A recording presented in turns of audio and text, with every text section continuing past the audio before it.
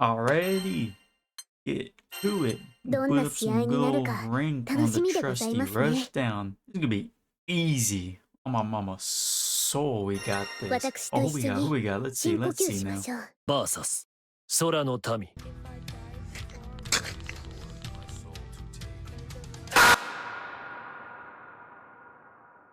Nah, you know what? Nah, I got this. I gotta do what I normally do. I got this. Go work out for me. 当然の結果だ調子悪いな当然の結果あ。落だち着いてくださいまし。本日の初勝利です。おめでとうございます。主様。これでお仕置き。完了だ。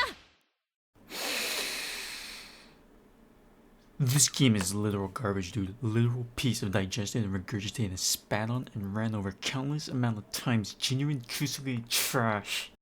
It's a little piece of.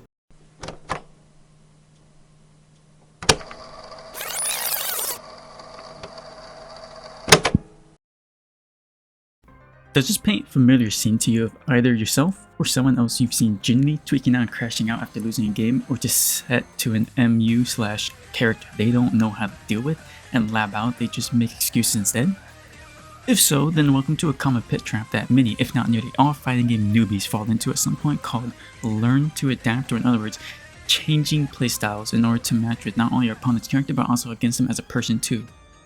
Now, besides these words being the source of countless amount of crash outs, broken controllers, and destroyed friendships, what does it really mean to adapt to your opponent/MU? Well, welcome to Damp Graphic Info channel, and I'm your host for today, Dr. Tao, and allow me to break it down for you.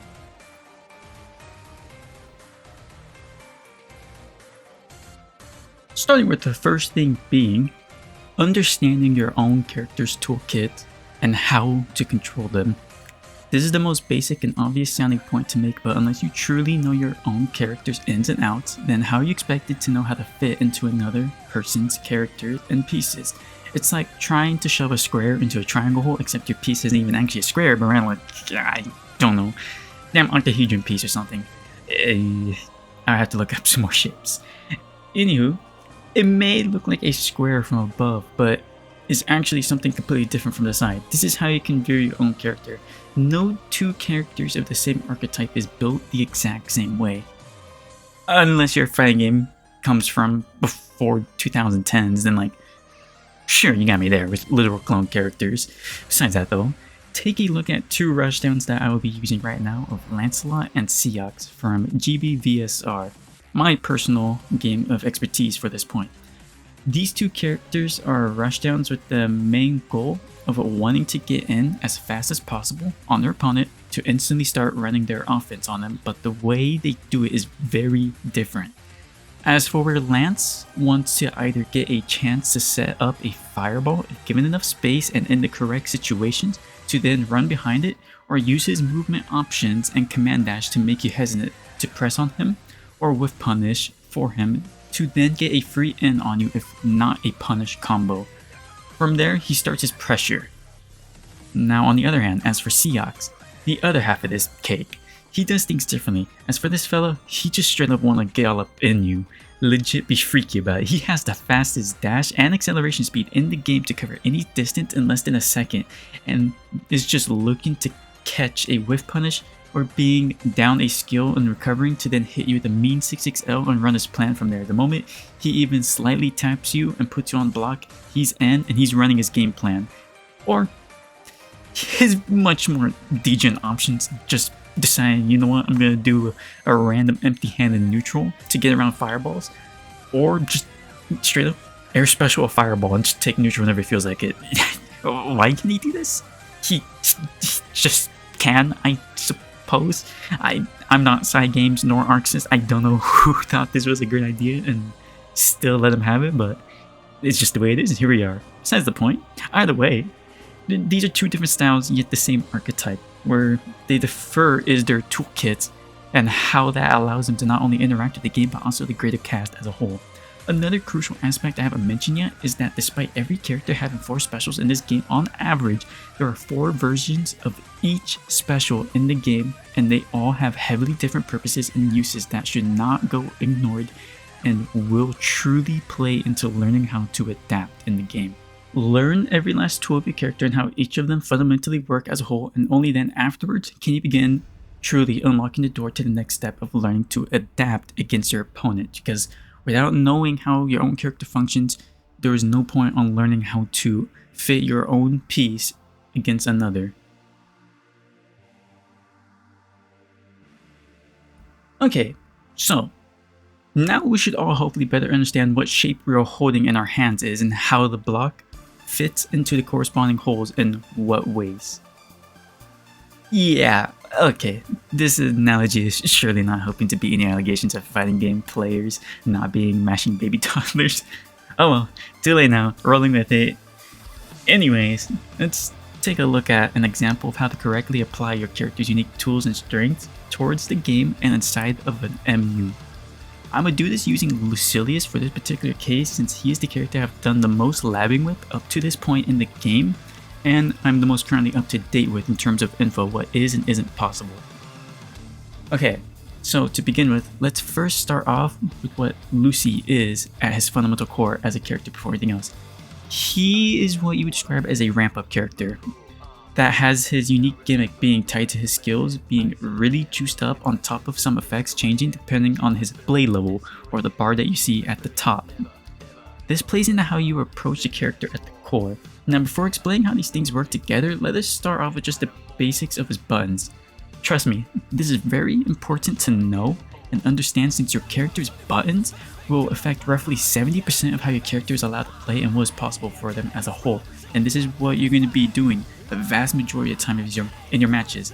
It's not going to be about your skills and other options like that, or your combo routing or anything else. It's going to mostly just come down to how your buttons fundamentally work for like 70% of a match. So this is probably the most important factor to know, if how a character functions and if they're the right fit for you or not, and what situations they can and can't get out of because of it. So in Lucilius' case, he has by far some of the strongest buttons to contest with for both their range and startup as well. The reason this info matters is because in the vacuum, it's just really good simple buttons to press in neutral, but depending on the character you're currently matched against, can quite literally fundamentally warp pressure, neutral, and defense against another. One such case is not just Siegfried here, but any other character that does not have a 7 frame or quicker medium button they can press during pressure. If you have played any decent amount of time on Granblue, then I am beyond certain that you have seen the pressure sequence of not only Siegfried but others as well, doing something along the lines of close light, far light, 2M/far M against you before. And if you mash at any point, you will get caught and hit with a counter hit state, and then proceed to be sent packing to your maker for being ever so daring as to press in the corner in this game, but that's a whole nother topic and issue.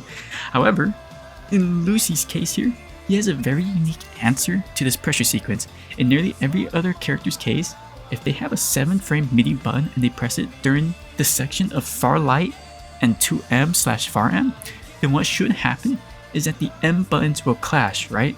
So if it's Siegfried going from far light into his 2M, the gap between that is 7 frames. So with that logic, and you press your 7 frame M button, 2 M buttons meeting, from what Granblue has taught us, means they should clash, right? Well, let's take a look here at that. And wrong. Not for my boy Lucy here. His 2M is very unique in the sense that it doesn't go far, but that is because it is what we call in the business a counter poke button, which is pretty rare for characters to have. However, due to this uniqueness though, Lucy has on paper what looks like a stubby 7 frame 2M to most people playing the game if you don't know anything on the deeper mechanics of what's going on, and most people disregard it, which happens a lot. A vast majority of people don't know what the purpose of the button is, and they just never press it or downright just call it terrible. But in reality, this 2M not only cheats, but essentially breaks the game a little by having the same clash priority of a H button. So in practice, if his M button meets another on the same frame, then Lucy will crush all M and below buttons, so all mediums and light attacks will lose instantaneously and give him a counter hit state that can lead into some of his most damaging and potentially game ending routes. This is truly what it starts to mean to understand your character and adapting to how you approach MUs and other players in general. In Lucy's case, just understand that one simple fact of him technically having a 7-frame H button instantaneously restructures the whole entire way that not only Lucy can approach an MU of what he has to and doesn't have to hold as compared to others, but also how not only the Siegfried but any other character without a 7-frame button can pressure him going forward. This is all just only off of one singular button, but you can already see how much it changed the MU between two characters. It can go even further than that. What if your opponent is someone like Fairy with much slower buttons than yours? For this, I would use Beatrix for this example, but can work with many other characters just like her. She's not a unique textbook example case. There are many just like her that can do this against these kind of characters. Because of how slow Fairy's buttons are, it causes her to be stuck in pressure for much longer and have far fewer options to get out effectively without huge risk of doing so. One such case is using not only close light and close medium as a frame trap, but any other skill or button that leaves you at -2 or better and still allowing you to keep your turn against Fairy at certain ranges. The reason I say -2 or better is because it is the magic number at decent enough range to be out of just close light and 2L range to where her next best button is 8 frames to come out using Fairy's far light, which means that as long as you are playing a normal character with a 6-frame or quicker far button, then you can technically keep Fairy locked down and pressure infinitely. In most other cases, if you and your opponent were at 0 advantage, then that would mean neutral and especially being -2, but knowing how characters interact and function is power. This info allows one to form such unique pressure that can possibly only work against a character with such low buttons such as Fairy here in this case, or Matera. This is once again what it truly means to know your own character's ins and outs and then applying that hexahedron against the square hole. Still haven't even began to mention skills and how they work, and that would just keep us here all day about how skills can interact with other skills and characters, but just one really good and prime example that would lead me into my next point. That being a counterplay against certain options and restricting tools from your opponent. One really easy and prime example is for anyone struggling with countering Lucy's TP and trying to respond correctly to them all. The best thing you can do is pick one option to beat as many other options as possible against them. In other words, instead of trying to remember multiple correct options, you not only need to remember for each corresponding TP but also execute them all in time to not get hit yourself is by OSing it. If your character has a meterless DP or button that can catch all versions of teleport, then this significantly reduces the mental load on you and not only having to look out for a particular option but also which version is being used, to just boiling it down to a simple if CX startup then do Y response. Doing this now beats all 4 versions of teleport and effectively locks Lucy from ever being allowed to use TP unless he wants to potentially die for it and make his options more limited and restricted. He is now effectively barred out of a quarter of his skills that he has access to. This can apply for other characters that rely on certain gimmicks more heavily than others, such as Charlotta flips. Air stalling characters to be air stall pressure heavily, in fact, when it comes to the air game. Seok 6 claws and many more things you can OS, which you have to go out and do labbing on your own time to see what option beats as many versions of a particular character's skills in certain scenarios.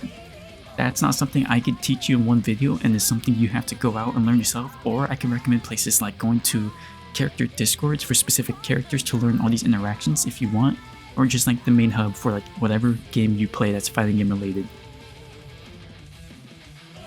Alrighty then, so we should now hopefully all understand what our shape we have is in our hands and the many different ways it can fit into the square hole, but what comes after that?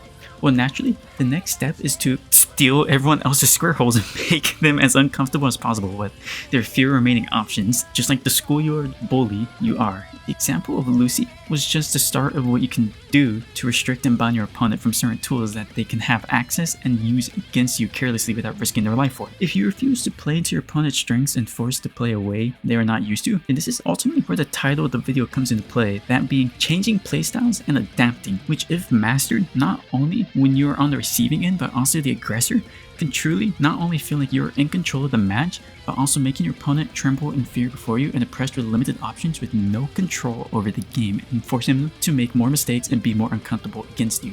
First, let's go over using it to your advantage, since it is much easier to do that you can begin doing with great ease after a little bit of practice and understanding, and besides, everyone likes having control anyways, so let's start there. To retouch upon the Lucy example, in Granblue, every character outside of a couple have only 4 complete unique skills of variants of each that exist. Now, instead of having to constantly always be looking out for all 4 of them and the 4 versions of each, that being 16 unique things to watch for during a match, which can quickly add up and overload you and break your mental stack, you can rather instead just bring it down to only 4 options if you can find the correct OS to beat as many things as possible against your opponent. Instead of worrying of all 4 options and how to beat each of Lucy's TPs, you can just say, nah, screw that, we ball, and just auto-respawn always the same with just a meterless DP if you got one, or a button that can beat all the options if possible. It depends on the character, you have to sit down and lab this out for you. I'm not here to hold your hand. Everyone has the option to go into a lab in their own fighting game. So besides the point, getting back on track, once you find your chosen OS that works, or using a meterless DP, this now effectively makes Lucy a character with only 3 unique skills that he can use and 1 press to take damage and lose turn skill now. Just like that, you got less on your plate to worry about and more restraints on how your opponent is allowed to approach you, effectively controlling and dictating the flow of the match now in your favor. Now, I understand the argument some of you might be making and thinking right now of, but DP doesn't do as much damage as me pressing 2H against his air teleport and wow, and other stuff like that. Listen, you, whoever that pertains to, think of this. Sure, you're willingly choosing to give up the most optimal punish always for a lot of things now, but you want to know what you get in response though when you play this way, not only against Lucy TP, but many other characters with gimmicks like this?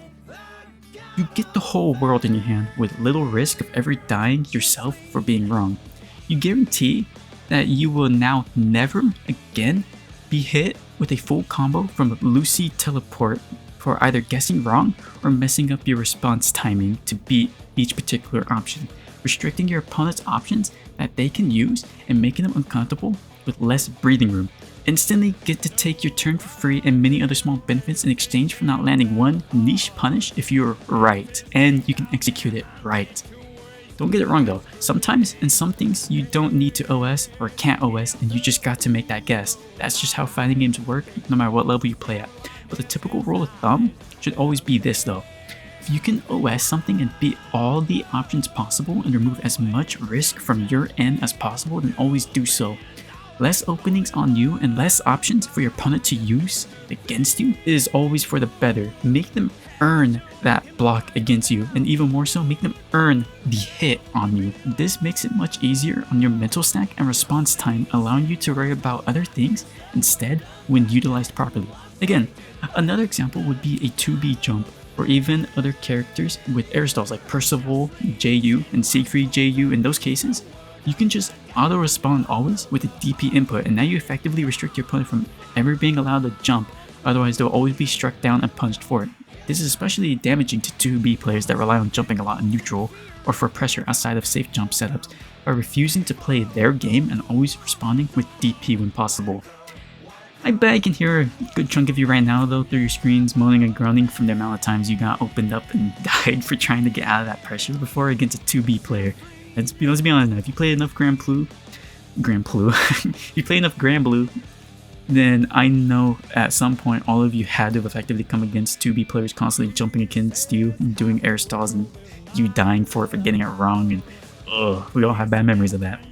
This is what it means to learn how to start restricting other people's tools and limit their options of approach, all the while feeling like you have control over the match and dictate the pace and flow of it in your favor. Once you learn how to start restricting the options away with particular OSs and not playing into your opponent's hand, again furthering the whole entire thing of making your opponent feel more uncomfortable and more restricted in how they can approach you, all the while giving you more power and more comfort and more time to react to less options that they can use against you. Now, on the other hand is the one people struggle with the most, and is probably by far one of the most discussed and asked about things from not only newcomers but also veterans of the genre alike. That being what to do and how to adapt to your opponent when they restrict your options and the way you like to play. To answer that is a bit more complex and not always light, but the same way you were trying to be the schoolyard bully taking away the other kids' square holes, the other little demons are coming to try and take yours as well. With this, you only got only one real option and a half-baked option to defend and hold your ground against these other schoolyard bullies. Those being to accept it, that you can't use certain tools against your opponent and effectively rendering certain tools as dead during the match in your mind, which is the much easier and more safer thing to do. Or you have the other option being to go running headfirst into the brick wall and still trying to force the tool to work, but applying it in much weirder ways and more setups to get away with a usage or two during a match. They both have some valid merits to them, but it's ultimately up to the player to figure out on how to use these options to their benefit, aka how do you want to play and how are you gonna approach the match that works for you and you alone, not others but you. In the first case, if you can't use a certain tool and always getting shut down, then it is important to acknowledge that you can't use the tool anymore without just throwing, and to need to respect the opponent's decisions to not play your game the way you want to play it, and to play a more slower and methodical way, or utilizing a different tool that they struggle with more to find your way in, and all the while making sure that they don't get to have too much control themselves during the match, because when you give up options, you give control to your opponent. So it has to be a give and take. You have to be ready to shut down their options that they want to use the same way they want to shut down your options that you want to use. It's like a tug of war. Imagine matches being tugs of wars between each other, and the goal is for you to eventually pull that string across the line in your favor. Always make sure to do the same back of whatever they do to you. Never play the opponent's stance too much and to give too much control over them. Restrict their square holes too in return. It's a jungle on these kindergarten playground and you gotta show who's the alpha. Little side note, if you ever notice when watching pro play or just high level in general, this is generally why you start to see a bunch of just staring matches between two opponents, and why nobody really uses what is typically seen as free pressure starter tools, commonly associated with lower play amongst the general community, because you bet your Pokemon holographic Charizard card that the strongest tools a character has and can use carelessly is already more than ready to be shut down cleanly by the opponent, and effectively renders the match to a slow crawl and bid for power and control the neutral off of any hit they can get with just their normals and posts, which goes back to my earlier points and I'm reiterating. Your buttons are going to play the most important part of any matchup and any fighting game you ever play. If you want to improve in this field and aspect of playing with restricted tools and options, it is best to start playing matches on your own time, either privately in room matches or lobbies with someone that can either A, always shut down your bad habits and abuse of particular skills until you finally find new answers and approaches, or B, go into the lab and find what people are doing to beat your options and lab the counterplay and bait to draw out those options and punish them accordingly. These are much easier said than done, but nothing can ever replace time, effort, and energy. You can be the master of the breaststroke, theoretically, without ever touching the pool once, but then sink instantly upon your first attempt if you never actually genuinely practice and attempt it yourself. Always remember that hard effort and labor is always important in anything you do, not only here but in general. As for the half-baked option, and trying to force your tool to still work, however, there is not much I can say or recommend except for doing this. If used sparingly and in very unexpected moments with a bunch of pretense and setup, it can still work effectively against your opponent who wasn't ready for it, but requires a lot of mental stack first to get away with. Don't just brute force your options to work, and keep a cool and calm mental when going about it. Oh, to further this more on the topic of adaptation, this is typically why people really don't like zoners or other weird gimmicky characters in general, that not only restrict but can punish you for trying to play your typical style you prefer and not respecting and adhering to the flow of the match the opponent has set up and demands with their character's choice. While in zoner matches, you have to respect their range and play much slower until you can get in on them. It doesn't mean you have to stay playing their game all the way through. Remember, you want to be the schoolyard bully and not them. Only play to their demands as much as you need to until you see an opening to force your own way in, or punish them for autopiloting too much when possible. Alright, so that's the main core of the entire video, and everything here is much easier said than done for sure, but is fundamentally important to one's improvement in fighting games and learning how to break out of your shell and plateau. It will take a lot of trial and error along with grueling labbing to do and find the appropriate responses and answers to certain things, but I believe you are all capable of doing so with just the right guidance. help and resources to do so. Some things I recommend here for not just GBVSR but ArcSys games in general is to use Dustloop, Discord servers based around the game, character forums, and more to connect with the community to see what people already dug up and created for you to use and skip a good chunk of the landing and figuring out portion of learning and use and adapting to them. I especially recommend Dustloop since it is such a good and amazing resource for anyone of literally any skill level to use to figure out a lot about your own character fast that the game does a terrible job of showing or explaining to you. Legit, the Lucy example of his 2M countering as an H button is not explained even once anywhere in the actual game itself as of writing this, and I'm aware you will only know that info from outside resources like Dustloop or a good player of the character that can tell you that sort of info. So please make sure to use Dustloop no matter what skill level you believe yourself to be at. Doesn't matter if you're a beginner, day one, or a veteran of the genre. It is a truly priceless resource to have and should be utilized to the maximum for quick, smooth, effortless, and easy improvement. I can't glaze it enough. You legit have to see it for yourself, and then you too will probably start worshipping this and saying your daily prayers to it before every match. There are also YouTube videos as well, such as the one you are watching right now, that can help too with particular character MUs and more. So in summary, you don't have to do all the learning on your own, and just connecting to the community in some way, shape, or form, and vastly improve your capabilities, knowledge, and rate at which you improve at learning MUs. So taking that with you, along with some other things I said here, I hope you all somewhat more better understand how to put the pieces together of knowing your character and how your own tools work and adapt to not only the MU that you're playing against your opponent and their character, but also them as a person and finding ways of navigating the MU, along with knowing how to restrict, adjust,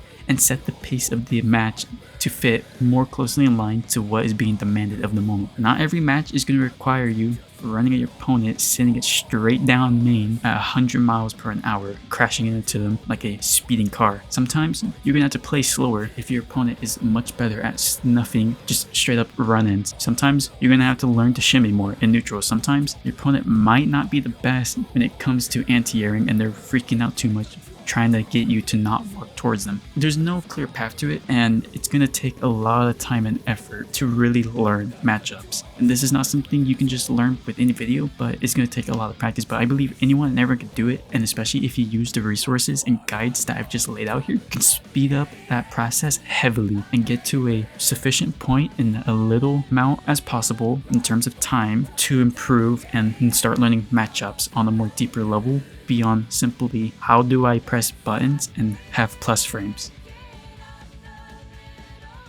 Okay, so that was the whole video. If you made it up to this point, then again, like always, I appreciate it for watching and I hope it was helpful to you in some sort of way. I originally planned this video to go a little more differently on the topic, but part way of writing it, I realized that I needed a setup before I can really get to what I want to talk about.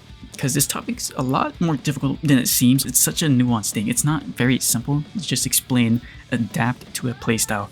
And before I can actually start even talking about what I want to talk about, I realized there's a lot of groundwork that needs to be put down before that, especially for people who are more newer to the genre, which I'm trying to aim for with these videos. I'm probably going to make more of these till I can finally get to the point that I really want to speak about, where it's like, how do you actually adapt to your opponent, not characters and whatnot. But before I can get to that, you first have to know how to just learn MUs and learn your character. Because a lot of people, they never get past that point sometimes. Even those who are at Master in Granblue, Vanquisher in Strive, or Champion, I believe is what it's called in Street Fighter. Like, even these players in these ranks, they still don't know the first thing about their own character or how to fit their pieces against others. So before I can get to what I really wanted to discuss, I first made this video for that purpose. So with that said, I'll probably do a second part to this one at some point, if not multiple videos in this entry over time, different things and different aspects of adapting. That goes more in depth on my original topic. They should all hopefully have the core now though, and the concept instilled into you to start understanding the process and putting it into effect and use. I don't know when I'll produce that one, and there'll be some time, me being a little bit more busy these days with stuff and other things here and there going on, eating up a bit of my time. But once it settles down and I have some time to get back to videos and more streams, it should hopefully mellow out and they should come a little bit quicker than this one to produce. And I apologize for that. This was supposed to be out 2 weeks ago, if not longer by the time you've seen this, but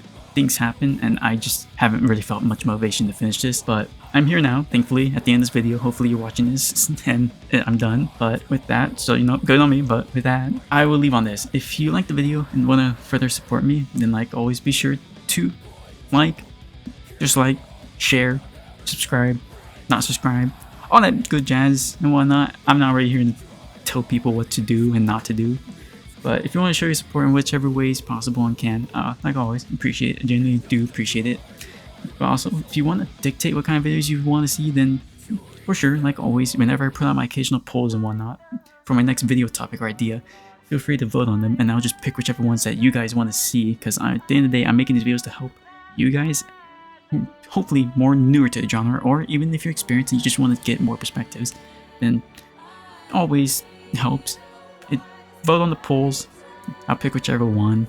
Also, I like to stream from time to time various games, so if you want to further support me there or chat with me, and like always, go to my Twitch. That helps a bunch as well. You got no idea how much it truly helps and just livens up the mood for just popping in. And then outside that, oh, one more thing. If you want to talk to me more directly or get VOD reviews or anything like that I do from time to time, not only for Granblue but just other fighting games in general that I play or other people play inside my server, then feel free to join the private Discord of Dam's Domain, where I'm usually always interacting with everyone. There's tutors and others to help you. Again, like I said, for not only Granblue but other fighting games, typically Arc-Sys fighting games. So if that sounds like something you want or just vibes, then go to the link in the description of this video or my profile, wherever you can find it, and be sure to join. And with that, I'm officially out. Once again, thank you all for watching. I have been your host, Dr. Tao, and thanks for tuning in to Dam's Geographic channel, I suppose. Peace.